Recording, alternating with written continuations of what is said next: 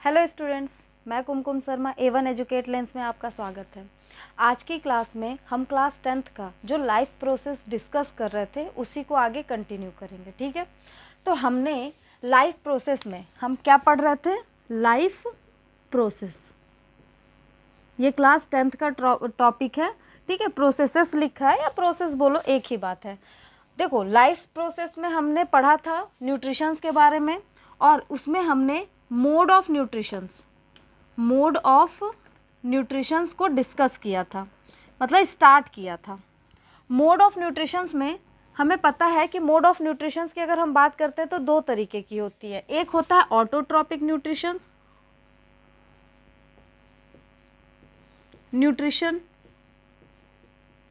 और एक होता है हेटेरोट्रॉपिक न्यूट्रिशन।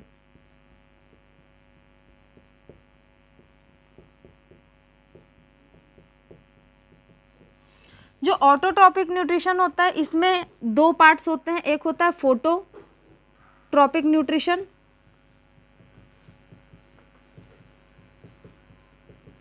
और एक होता है कीमोट्रॉपिक। आपके सिलेबस में फोटोट्रॉपिक न्यूट्रिशन है, जिसको हम फोटोसिंथेसिस कहते हैं। इसको हमने बहुत अच्छे से डिस्कस कर लिया था। हेटेरोट्रॉपिक जो न्यूट्रिशंस होता है ये फर्दर 3 टाइप्स में डिवाइड हो जाता है। पहला होता है होलोजोइक न्यूट्रिशन,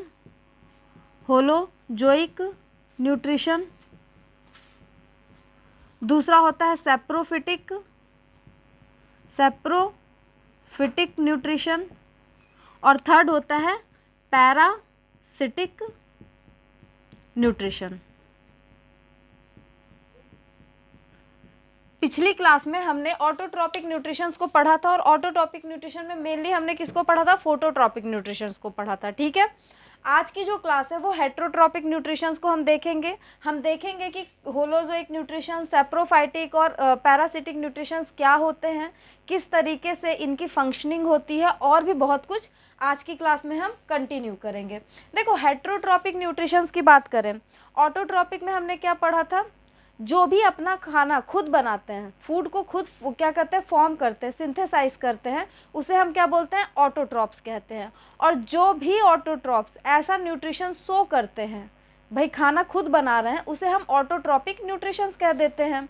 लेकिन जो हेटेरोट्रॉप्स होते हैं वो क्या करते हैं? ये अपना भोजन खुद नहीं बनाते, मतलब ये डायरेक्टली और इनडायरेक्टली किस पे डिपेंडेंट होते हैं? ऑटोट्रॉप्स पे डिपेंडेंट होते हैं। ठीक है, सिंपल सी बात है। जैसे आपने फूड चेन या पढ़ा होगा तो क्या पढ़ते हैं हम कि भाई एक प्लांट होता है। प्लांट क्या होता है? प्रोड्यूसर होता है, ये अपना खाना खुद बनाता है। पढ़ा है? प्रोड्यूसर होता है, ये अपना खाना खुद बनाएगा। इस प्लांट को कोई ना कोई हर्बीवोर्स क्या करते हैं? इनटेक करते हैं। ठीक है, मतलब जो शाकाहारी जंतु होते हैं। फिर शाकाहारी को कौन खाते हैं? कार्निवोर्स खाते हैं। और फिर कार्निवोर्स को कौन खाते हैं? ओमनिवोर्स खाते हैं। ठीक है, मतलब कि अगर हम बात करें तो प्लांट क्या है? ऑटोट्रॉप्स है, ये अपना भोजन खुद बनाते हैं। लेकिन जो हर्बीवोर्स हैं वो ऑटोट्रॉप्स नहीं है, ये अपना खाना खुद नहीं बना सकते हैं, खुद सिंथेसाइज नहीं कर सकते। ये किसके ऊपर डिपेंडेंट होते हैं? प्लांट्स के ऊपर डिपेंडेंट होते हैं और डायरेक्टली डिपेंडेंट होते हैं। आप देख रहे हो डायरेक्टली ये किस पे डिपेंडेंट है? प्लांट के ऊपर। कार्निवोर्स क्या खाना खुद बनाते हैं? नहीं, ये भी अपना खाना खुद नहीं बनाते। ये किसके ऊपर डिपेंडेंट है? इस हर्बीवोर्स के ऊपर। लेकिन ये हर्बीवोर्स किस पे डिपेंडेंट है? इस प्लांट के ऊपर। मतलब अगर हम कार्निवोर के रिस्पेक्ट में देखें तो ये प्लांट पे डायरेक्टली डिपेंडेंट नहीं है, इनडायरेक्टली है। तो इसीलिए कहा जाता है कि हेटेरोट्रॉप्स कौन होते हैं? जो प्लांट पे डायरेक्टली और इनडायरेक्टली डिपेंडेंट होते हैं। जैसे हर्बीवोर्स प्लांट पे डायरेक्टली डिपेंडेंट है, कार्निवोर्स प्लांट पे डायरेक्टली डिपेंडेंट नहीं है, लेकिन वो जिस पे डिपेंडेंट है ना, वो तो प्लांट ही खा रहा है ना। अगर इनको प्लांट ही ना मिले, इनको घास नहीं मिले, पत्तियां नहीं मिले, तो ये जिंदा रह पाएंगे क्या? नहीं। और अगर ये नहीं जिंदा रहेंगे तो क्या ये आगे सर्वाइव कर पाएंगे? नहीं कर पाएंगे। तो इसी तरीके से ये चैन जो बना हुआ है वो क्यों बना है? क्योंकि ये डायरेक्टली या इनडायरेक्टली एक दूसरे के ऊपर क्या होते हैं? डिपेंडेंट होते हैं। ठीक है, ये आप समझ गए होंगे। अब हम आगे कंटिन्यू करते हैं। देखो, होलोजोइक न्यूट्रिशंस क्या होते हैं? एक बात समझना, होलो को मतलब होता है होल। होल मतलब क्या होता है? माउथ, माउथ आप देख रहे हो एक होल है, आप खाना खाते हो, खाना आप इनटेक करते हो और बॉडी के अंदर जाकर वो क्या होता है, डाइजेस्ट होता है। भाई हम अगर हम अपनी बात करें, हायर एनिमल्स की बात करें, तो उनमें क्या होता है, हम पहले खाना जो भी फूड होता है उसको इनटेक करते हैं, खाते हैं, और बॉडी के अंदर वो जाकर क्या होता है, ब्रेक डाउन होता है, डाइजेस्ट होता है। इसे बोलते हैं होलोजोइक न्यूट्रिशंस। ठीक है, सेप्रोफिटिक में ऐसा नहीं होता, वहाँ पे क्या होता है, जो भी फूड मटेरियल है, जो भी चीज़ें हैं, सबसे पहले उसके ऊपर एंजाइम डाल दिया जाएगा, बाहर ही उसको पहले डाइजेस्ट किया जाएगा, उसके बाद उसको इनटेक करेंगे। तो दोनों में डिफरेंस समझो। होलोजोइक न्यूट्रिशंस में क्या होता है, सबसे पहले इनटेक करते हैं और उसके बाद डाइजेशन होता है, लेकिन सेप्रोफिटिक में सबसे पहले डाइजेस्ट करेंगे, उसके बाद उसको क्या करते हैं, यूज़ करते हैं, इनटेक करते हैं। तो एक एक करके मैं इसको समझाती हूँ। और पैरासिटिक को क्या कहते हैं, देखो पैरासिटिक भी अभी समझा देती हूँ, आगे हम कंटिन्यू कर लेंगे। तो सबसे पहले बात करते हैं किसकी, होलोजोइक न्यूट्रिशन। क्या लिख सकते हो, सम ऑर्गेनिज्म क्या करते हैं, सबसे पहले फूड को इनटेक करते हैं, takes whole food and break down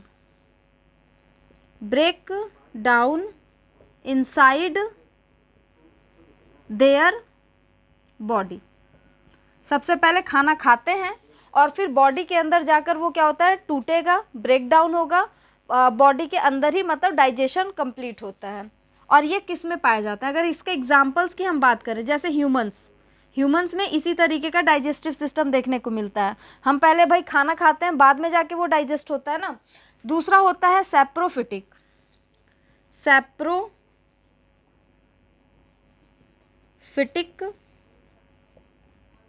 nutrition. Saprophytic nutritions में क्या होगा, अब देखो जो इस तरीके का न्यूट्रिशन शो करेगा उसको हम सेप्रोफाइट्स कह देंगे, बस ठीक है, समझ गए। देखो यहाँ पे क्या होता है, सबसे पहले जो भी फूड है उसके ऊपर एंजाइम डाल के उसको डाइजेस्ट कर लेंगे और फिर उसको इनटेक कर लेंगे, ठीक है। तो ह्यूमंस में तो ऐसा नहीं होता है। देखो यहाँ ह्यूमंस हो गए और हायर एनिमल्स भी लिख सकते हो, हायर एनिमल्स, इनमें इसी तरीके का होता है, ठीक है।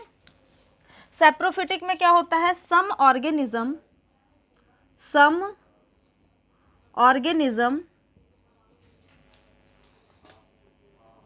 break down food outside the body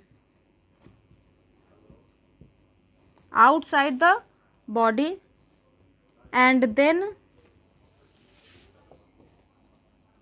absorb it।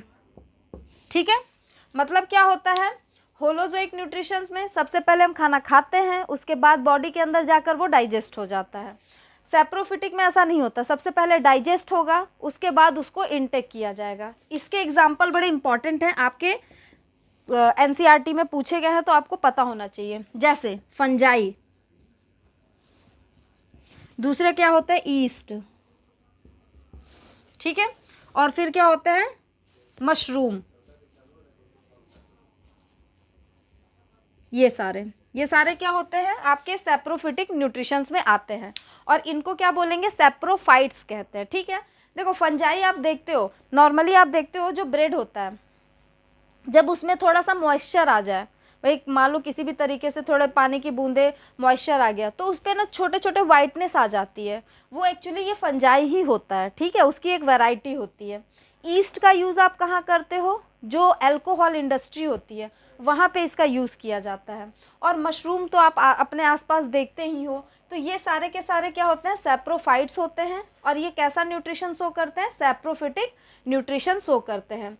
अब बचा आपका क्या, पैरासिटिक न्यूट्रिशंस, मैं इसको ऊपर लिख देती हूँ, ठीक है। पैरासिटिक न्यूट्रिशंस में क्या लिख सकते हो, पैरासिटिक न्यूट्रिशन।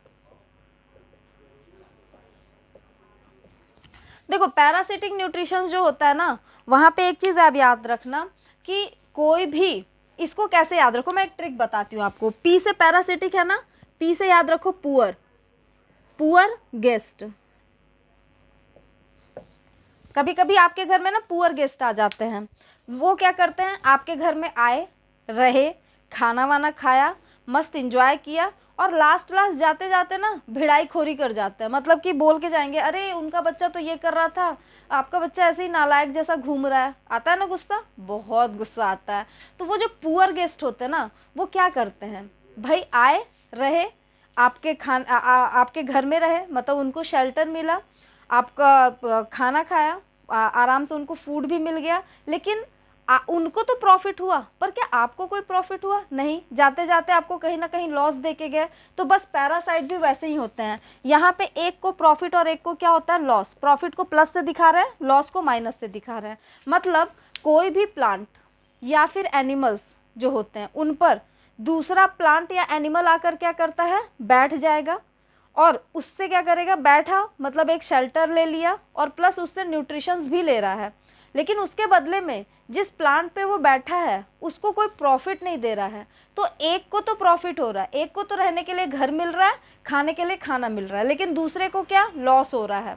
तो उसे बोलते हैं पैरासाइट्स, ठीक है। और जो इस तरीके का न्यूट्रिशन शो करेगा उसको हम बोलते हैं पैरासिटिक न्यूट्रिशंस। तो देखो यहाँ क्या होता है, a plant and an animals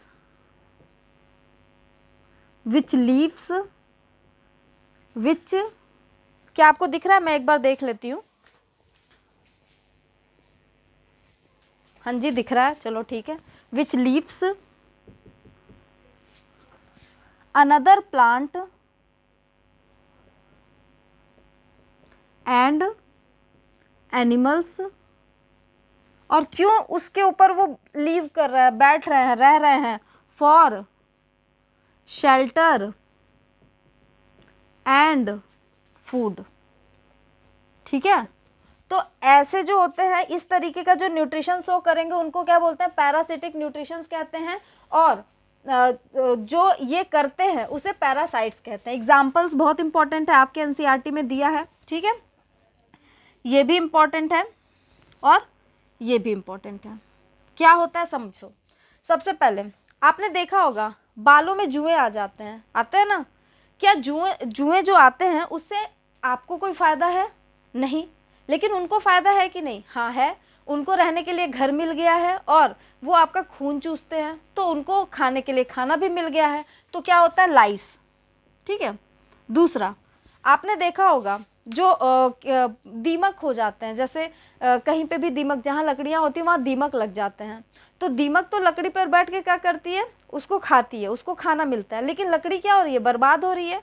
मतलब लकड़ी तो लॉस हो रहा है ना, लकड़ी को कोई प्रॉफिट नहीं हो रहा है। तो यहाँ पे क्या होता है, दीमक हो जाता है। इसके अलावा एक होता है टेप वॉर्म, टेप वॉर्म, ठीक है। हम वॉर्म के चैप्टर में इसको पढ़ेंगे। ये हो गया। इसके बाद क्या होता है आपका, लीच। लीच क्या होता है, जिसको आप बोलते हो जोक, जोक देखा है, जो खून चूसते हैं, ठीक है। तो ये हो गया। इसके बाद होता है आपका टिक्स, दीमक को टिक्स कहते हैं, ठीक है। टिक्स हो गया। तो लाइस हो गया, टेपवॉर्म हो गया, लीच हो गया, टिक्स हो गया, ये सारे के सारे क्या होते हैं, पैरासाइट्स होते हैं। ये कभी भी आपको प्रॉफिट नहीं देते, आपको कहीं ना कहीं इससे क्या होता है, लॉस होता है। तो ये कुछ आपके क्या होते हैं, हेट्रोट्रॉपिक न्यूट्रिशंस होते हैं। आप इसको स्क्रीनशॉट ले लो, फिर हम आगे कंटिन्यू करते हैं।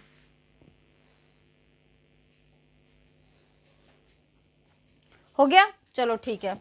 अब देखो, ये तो हमने देख लिया कि होलोजोइक क्या होते हैं, सैप्रोफिटिक क्या होते हैं और पैरासिटिक क्या होते हैं। अब हम बात करते हैं, हमें पता है कि जो न्यूट्रिशंस होता है वो हर एनिमल को चाहिए, ताकि वो क्या कर सके, अपनी फंक्शनिंग को ऑर्गेनाइज कर सके, उन्हें भी काम करना है। तो उन्हें काम करने के लिए क्या चाहिए, एनर्जी चाहिए। और वो एनर्जी उनको कैसे मिलती है, इसी न्यूट्रिशंस के थ्रू मिलती है। हमने पहली क्लास में पढ़ा था कि न्यूट्रिशन से क्या फ़ायदा होता है, ग्रोथ होती है, बॉडी की डेवलपमेंट होती है, उसके लिए न्यूट्रिशन इम्पॉर्टेंट होता है। अब देखो, अगर हम सेल के लेवल पे देखें, समझना एक चीज़, तो कुछ एनिमल्स होते हैं, हम बात कर रहे हैं ऑर्गेनिज्म की। तो कुछ ऐसे ऑर्गेनिज्म होते हैं जो एक सेल के बने होते हैं, जिनको हम क्या बोलते हैं, यूनिसेल्यूलर। पढ़ा है ना, यूनिसेल्यूलर क्या होते हैं, जो एक सेल के बने होते हैं उनको यूनिसेल्यूलर, और जो एक से ज्यादा होते हैं उनको क्या बोलते हैं, मल्टी सेल्यूलर। यूनिसेल्यूलर में अगर हम बात करें, सिर्फ और सिर्फ क्या होता है, एक सेल प्रेजेंट होता है, और मल्टी सेल्यूलर में क्या होता है, मोर देन वन सेल होते हैं, 2 हो सकते, 4 हो सकते, 10 हो सकते, 20 हो सकते, 1000, 1 मिलियन, कितने भी हो सकते, पर एक से ज़्यादा होंगे, उनको हम मल्टी सेल्यूलर कहते हैं। यूनिसेल्यूलर का अगर मैं आपसे एग्जाम्पल पूछूं तो आपके दिमाग में पहला क्या आता है, अमीबा, और दूसरा क्या आता है, पैरामीशियम।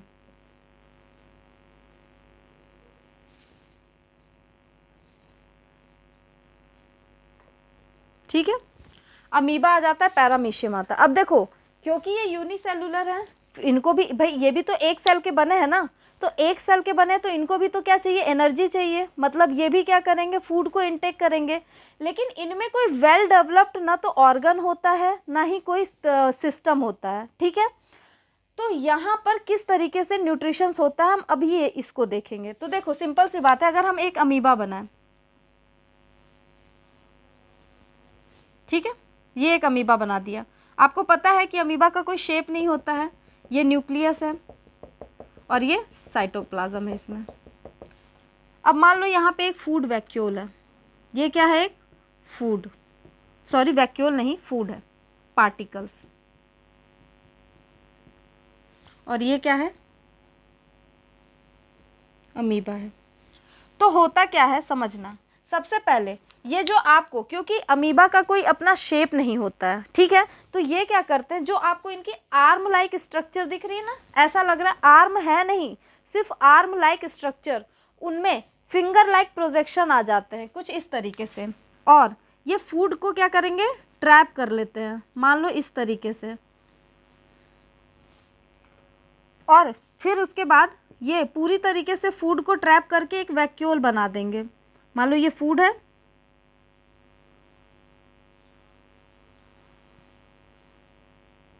इस तरीके से, ठीक है, थोड़ा मैं सुंदर सा बना देती हूँ, इस तरीके से क्या कर लेंगे। अब यहाँ पे क्या हुआ, ये बन गया फूड वैक्यूल्स। वैक्यूल्स का मतलब होता है बैग, जैसे आपके घर में अगर कोई सामान लेने जाएगा तो उसको हम क्या देते हैं, बैग देते हैं, जिसके अंदर वो सारे सामान को रख सकता है, उसी तरीके का बैग जिसके अंदर फूड पार्टिकल्स जो है आकर ट्रैप हो गया।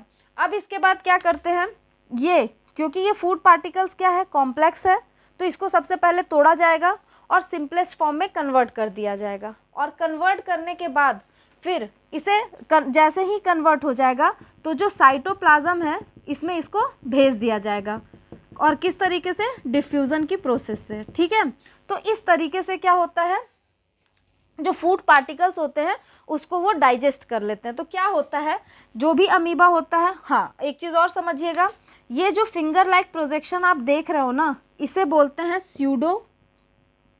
स्यूडोपोडिया। पोडिया मतलब पैर, और स्यूडो मतलब फॉल्स। स्यूडो मतलब क्या होता है, फॉल्स, और पोडिया मतलब होता है लेग। मतलब यहाँ पे कोई लेग नहीं है, लेकिन कहीं ना कहीं वो क्या कर रहा है, एक फिंगर लाइक प्रोजेक्शन बिल्कुल लेग की तरह फंक्शन कर रहा है, तो उसे बोल देते हैं स्यूडोपोडिया। स्यूडो वर्ड हमेशा याद रखना, जहाँ भी आता है उसका मतलब होता है फॉल्स, मतलब कि फॉल्स लेग है, रियल लेग नहीं है, लेकिन फंक्शनिंग बिल्कुल लेग जैसा कर रहा है, बाद में उसको ट्रैप करेगा और फिर डाइजेस्ट कर लेगा। तो इस तरीके से जो अमीबा होते हैं वो क्या करते हैं, न्यूट्रिशंस को लेते हैं। ठीक है, क्योंकि भाई इनके भाई एक ही सेल है, लेकिन सेल तो है ना, उसे भी तो एनर्जी चाहिए, तो वो इस तरीके से क्या करते हैं, मूवमेंट करते हैं। पैरामीशियम में ऐसा नहीं होता, क्योंकि पैरामीशियम का एक डेफिनेट शेप होता है, ठीक है, और उसमें एक स्पेसिफिक जगह होती है जहाँ पे फूड को इनटेक किया जाता है। जब आप क्लास 11th में जाओगे तो हम उसके बारे में अच्छे से पढ़ेंगे बायोलॉजिकल क्लासिफिकेशन में। फिलहाल के लिए आप इतनी चीज़ों को याद रखो, ठीक है। तो आप इसका स्क्रीनशॉट ले लो, फिर हम आगे कंटिन्यू करते हैं। चलो ठीक है, आपने ले लिया होगा, चलो हम इसको मिटा देते हैं। अब हम बात करते हैं किसकी, मल्टी सेलुलर की। देखो मल्टी सेलुलर का मतलब क्या होता है, एक से ज़्यादा सेल है उसे हम मल्टी सेलुलर कहते हैं, सिंपल सी बात है। तो मल्टी सेल, भाई सेल है, सेल आपस में मिलकर क्या बनाते हैं, टिश्यू बनाते हैं, हम जानते हैं। टिश्यू आपस में मिलकर क्या बनाते हैं, ऑर्गन बना देंगे, और ऑर्गन आपस में मिलकर क्या बना देता है, ऑर्गन सिस्टम। ठीक है, मतलब मल्टी सेलुलर जो ऑर्गेनिज्म होंगे उनमें आप प्रॉपर एक ऑर्गन सिस्टम देखने को मिलेगा। जैसे कौन सा सिस्टम, डाइजेस्टिव सिस्टम, अभी आप पढ़ोगे डाइजेस्टिव सिस्टम। यहाँ पे अगर हम डाइजेस्टिव सिस्टम की बात करें तो बहुत सारे ऑर्गन जो होते हैं वो आपस में मिलकर क्या करते हैं, एक पूरा का पूरा डाइजेस्टिव सिस्टम बनाते हैं। जैसे आप देखोगे कि बक्कल कैविटी होती है, फिर ये ईसोफेगस होता है, स्टमक होता है, स्मॉल इंटेस्टाइन, लार्ज इंटेस्टाइन, सब आपस में मिलते हैं, कोऑर्डिनेशन करते हैं और क्या बना देते हैं, बहुत सारे ऑर्गन्स मिले और ऑर्गन सिस्टम बना दिया। इस ऑर्गन सिस्टम को क्या बोल दिया, डाइजेस्टिव सिस्टम। इसी तरीके से आप और कौन सा सिस्टम पढ़ोगे, सर्कुलेटरी सिस्टम। ठीक है, रेस्पिरेटरी सिस्टम,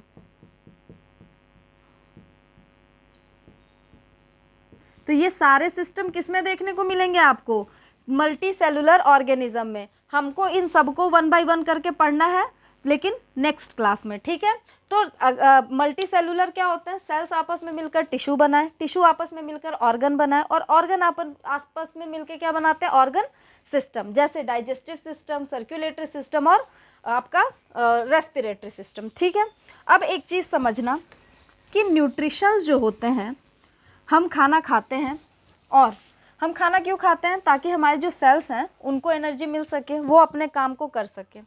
तो यहाँ पर न्यूट्रिशन जो होता है ना, वो 5 प्रोसेसेस में इन्वॉल्व होता है। न्यूट्रिशन इवॉल्व्स 5 प्रोसेसेस, और ये बड़ा इम्पॉर्टेंट है। ठीक है, वेरी वेरी इम्पॉर्टेंट, क्योंकि यहाँ से क्वेश्चन आपके यूपी टेट में, सी टेट में, आपके अगर आप क्लास 9th में हो, या फिर जब हम 11th में जाएंगे वहाँ भी इन सब चीज़ों को थोड़ा थोड़ा पढ़ेंगे, तो हर जगह पे ना यहाँ से क्वेश्चन पूछे जाते हैं। ठीक है, तो ये चीज़ आप बहुत अच्छे से समझना। 5 प्रोसेसेस क्या होते हैं समझो। पहला होता है इंजेशन। इंजेशन, इंजेशन का मतलब क्या होता है, इन मतलब अंदर लेना। ठीक है, बोलते हैं ना कम इन मतलब अंदर आ जाओ। तो यहाँ पे इन का मतलब क्या होता है, अंदर। यहाँ पे क्या होता है, जब हम फूड को इनटेक करते हैं, भाई हम खाना क्या करते हैं, माउथ में लेते हैं।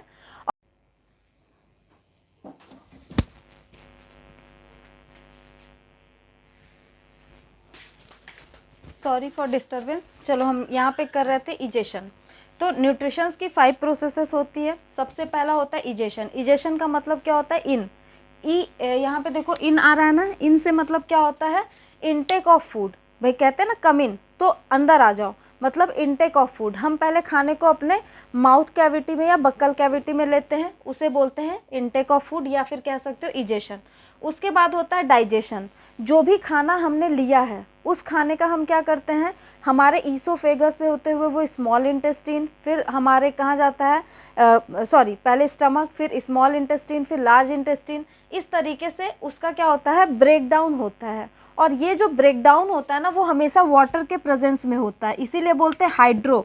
हाइड्रो वर्ड किसके लिए यूज़ होता है, वाटर के लिए। और लाइसिस का मतलब होता है टूटना, मतलब कि हाइड्रोलाइसिस का मतलब क्या हुआ, जो भी कॉम्प्लेक्स फूड मटेरियल है उसे सिंपलेस्ट फॉर्म में क्या किया जाएगा, कन्वर्ट किया जाएगा। तो इसे बोलते हैं डाइजेशन। ठीक है, जब ये डाइजेस्ट हो जाएगा, मतलब ये सिंपलेस्ट फॉर्म में कन्वर्ट हो जाएगा, तब इसे ब्लड के थ्रू एब्जॉर्ब कर लिया जाएगा, तो उसे बोलते हैं एब्जॉर्प्शन। ठीक है, और इसे क्यों एब्जॉर्ब किया जा रहा है, ब्लड क्यों एब्जॉर्ब कर रहा है, ताकि ब्लड के थ्रू ये जो न्यूट्रिशंस है वो एक एक सेल तक पहुंच सके। वो जो सेल है, क्योंकि उनको भी अपने काम को करना है, उन्हें भी प्रोटोप्लाज्म को क्या करना है, बनाना है। प्रोटोप्लाज्म मतलब क्या होता है, जैसे जो सेल होते हैं उनको भी अपनी मेम्ब्रेन्स को बनाना है, सेल मेम्ब्रेन जो होता है, या फिर साइटोप्लाज्म को बनाना है, जो भी सेल ऑर्गेनील्स हैं उनको बनाना है। तो उन सब में कहीं ना कहीं क्या होता है, न्यूट्रिशंस चाहिए, भाई उनको भी तो काम करना है। तो इसको बोलते हैं एसिमिलेशन। ठीक है, use of digested food for building up of protoplasm. और सबसे लास्ट में जो अनडाइजेस्टेड फूड होता है वो हमारी बॉडी से बाहर मतलब कि फेंक दिया जाता है, इसे बोलते हैं इजेशन। तो कई बार आपसे क्वेश्चन जो होता है ना, ये आपका यूपी टेट, सी टेट, भाई मैं यहाँ लिख देती हूँ, ये आपका यूपी टेट, सी टेट, जो भी आपका एग्ज़ाम के पॉइंट ऑफ व्यू से अगर हम देखें स्कूल में, तो वहाँ पे भी इम्पॉर्टेंट होता है, प्लस आपका टीजीटी बायोलॉजी, यहाँ पे भी क्वेश्चन यहाँ से आते हैं। एक क्वेश्चन तो आपसे इसके सीक्वेंस को ही लेके पूछेगा कि इसको करेक्ट सीक्वेंस में कीजिए, और आपको इस ऑप्शन को उल्टा पुल्टा करके दे देगा, या फिर आपसे इसके डायरेक्ट आपका डेफिनेशन पूछ लेता है। तो आपको इसका डेफिनेशन भी पता होना चाहिए, इसका सीक्वेंस भी पता होना चाहिए, ठीक है। तो इंजेशन होता है, फिर डाइजेशन होता है, फिर एब्जॉर्प्शन होता है, फिर एसिमिलेशन होता है, फिर इजेशन होता है। तो ये क्या होता है, न्यूट्रिशंस के 5 प्रोसेसेस होते हैं। यहाँ पर आपका एक हेटरोट्रॉपिक न्यूट्रिशंस का जो एक इंट्रोडक्टरी पार्ट था वो कंप्लीट हो जाता है। नेक्स्ट क्लास में हम डाइजेस्टिव सिस्टम को पढ़ेंगे। हम देखेंगे कि किस तरीके से फूड जो होता है वो हमारे बक्कल कैविटी से होते हुए ईसोफेगस में जाएगा, फिर स्टमक में जाएगा, फिर स्मॉल इंटेस्टिन, लार्ज इंटेस्टिन, और किस तरीके से उसका डाइजेशन होता है। तो कल की क्लास में हम डाइजेस्टिव सिस्टम को बहुत अच्छे से पढ़ेंगे, और भी बहुत कुछ हम देखेंगे डाइजेस्टिव सिस्टम से रिलेटेड। तो आज के लिए इतना ही, आप पढ़ते रहो, चीज़ों को समझते रहो। Thank you for watching my channel. Thank you.